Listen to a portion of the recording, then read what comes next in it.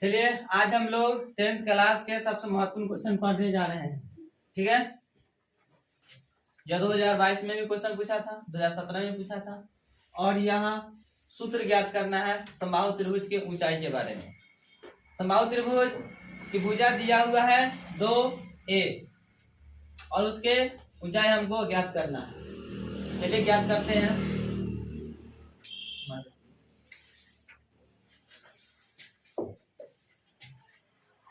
ये हमारे पास क्या है, एक समबाहु त्रिभुज ए बी सी और प्रत्येक भुजा जो है 2a दिया हुआ।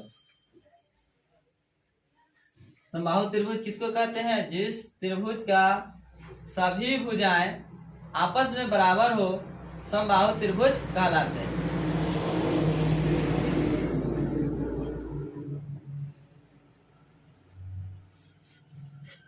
ए से एडी लंब बीसी पर डाला, रचना में लिखेंगे।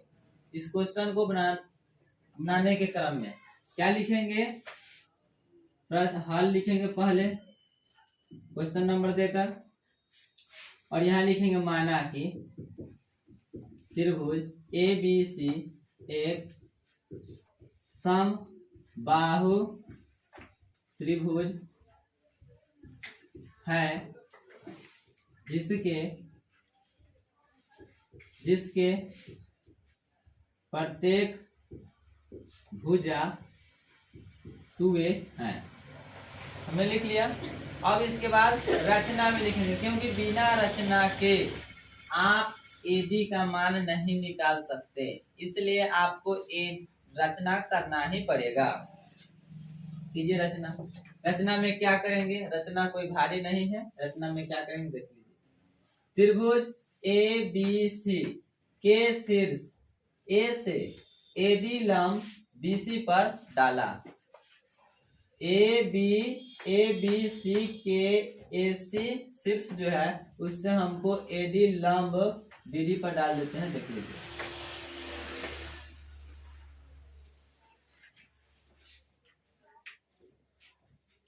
त्रिभुज रचना में लिखिएगा,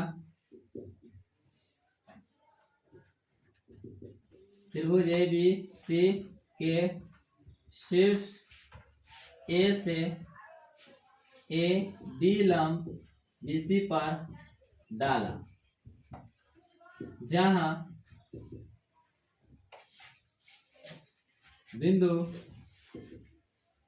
डी बीसी का मध्य बिंदु है। ठीक, बीसी का क्या है? मध्य बिंदु है। ये अब यहाँ पर क्या दिख रहा है आपको? ये दो त्रिभुज दिख रहा है। एक इधर त्रिभुज दिख रहा होगा, एक इस तरफ दिख रहा है। एक ये त्रिभुज और एक ये त्रिभुज दिख रहा है। A B D, A C D, दो त्रिभुज दिख रहा है। और दोनों में आपका ए बी जो क्या है? समद्विभाजित है, मतलब कि सम्मुख है, उभयनिष्ठ है, मतलब कि एक ही है। ठीक है, उभयनिष्ठ है।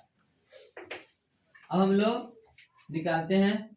एडी का मान निकालने से पहले आप देखिए कि जब जो बिंदु डी जो है बीसी के मध्य बिंदु है, यानी कि बिंदु डी बीसी को दो भागों में बांट दिया है। जब दो भागों में बांट दिया है तो आप इसको क्या, कोई भी एक भुजा निकालेंगे। यहाँ से दो भागों में बांटा, एक भाग बीडी है, एक भाग सीडी है। एक भाग निकालते हैं बीडी। हम यहाँ लिखेंगे चूंकि बीसी का मध्य बिंदु डी है, क्योंकि बीसी का मध्य बिंदु डी है, इसलिए बीडी बराबर बीसी बटा में 2। जब मध्य बिंदु है यानी कि इसको दो भाग में बांटा, यानी कि 2 से भाग देंगे। अब हमारे पास बीसी का मान कितना है? 2a है, और बटा में कितना है? 2 है। 2 से 2 क्या हो जाएगा? कट जाएगा।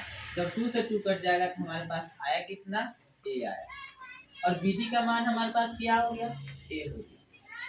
चलिए अब हम क्या करेंगे, त्रिभुज ABD का क्षेत्रफल निकालेंगे। आप क्षेत्रफल नहीं निकालेंगे, त्रिभुज ABD आप लोग जानते हैं ये क्या है, समकोण त्रिभुज बना जिसका समकोण जो क्या है D है, समकोण ABD एक समकोण त्रिभुज बना, जहां जिसका समकोण D कोण क्या है, समकोण है। आपको पता होगा कि समकोण त्रिभुज के कर्ण का स्क्वायर जो होता है लंब के स्क्वायर प्लस आधार का स्क्वायर होता है। ये कह सकते हैं पाइथागोरस प्रमेय। त्रिभुज लिखेंगे, चूंकि त्रिभुज ABC एक समकोण त्रिभुज है, इसलिए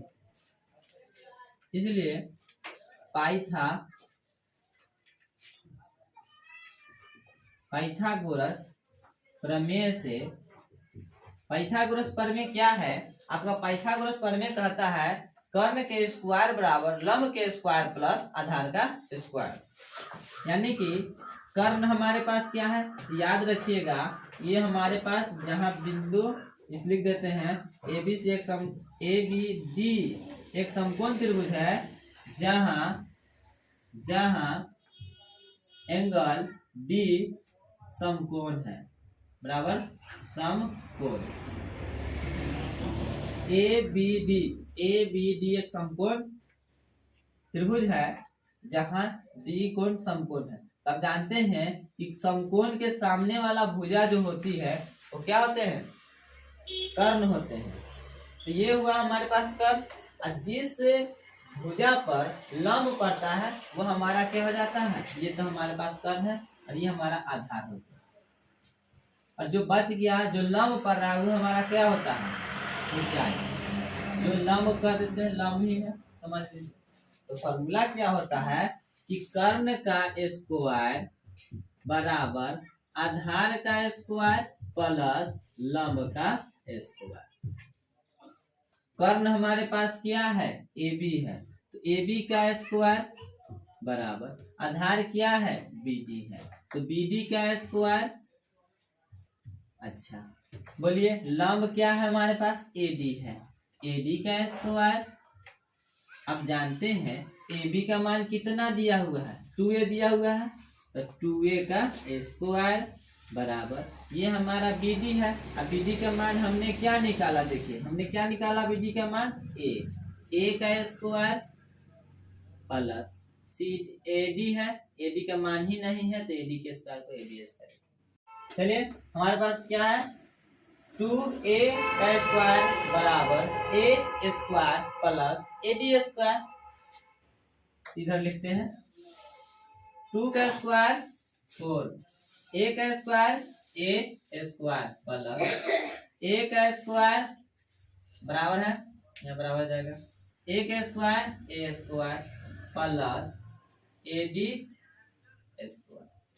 अब देखिए 4A स्क्वायर, ये प्लस में है तो इधर आ जाएगा तो माइनस में, A स्क्वायर बराबर AD स्क्वायर।